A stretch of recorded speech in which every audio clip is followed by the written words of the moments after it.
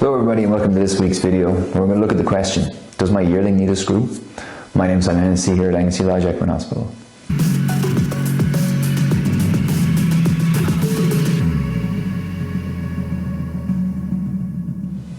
So similar to our video in foals, if your yearling needs a screw, then your yearling has an angular limb deformity. Unlike though in foals, we know that by the time our horses achieve an age of 5 to 6 months, then angular limb deformities in the fetlock are no longer a problem because essentially the growth centres in this area have already closed. So if your yearling is achieving an angular limb deformity, then the most common angular limb deformity that is likely to be present would be affecting the knee. And within that, the most common one is a varus deformity. So, as we said before, our angular limb deformity is an altered alignment of our limb in the frontal plane.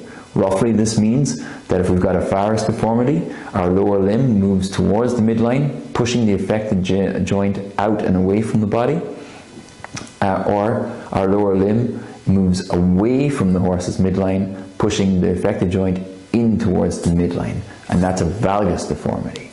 In yearlings, the most common deformity we tend to see affects the knee and is usually a varus deformity.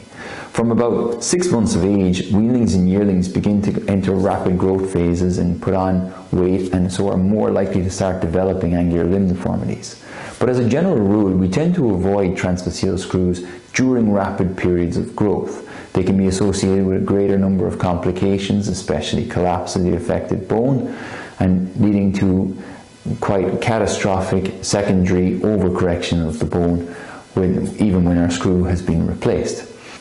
So to avoid placement of our transphyseal screw during the rapid growth phase that occurs in our lower radius between 8 to 10 months of age, we can treat these weanlings that are developing our angular limb deformities with restricted turnout, corrective farriery, and even some reduced nutrition as required.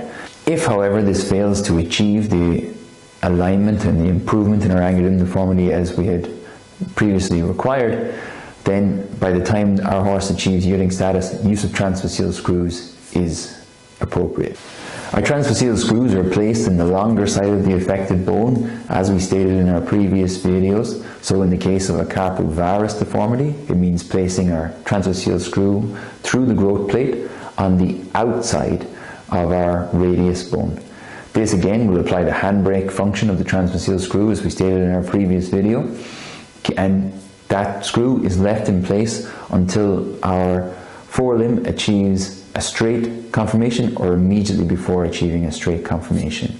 Removal of the screw is performed, and usually these screws have to be left in place for a longer period than in younger foals. But cessation of bone growth in the forelimb will occur by about 14 to 16 months of age, and so it's important that if a transphyseal screw is required, that it's done in a timely fashion.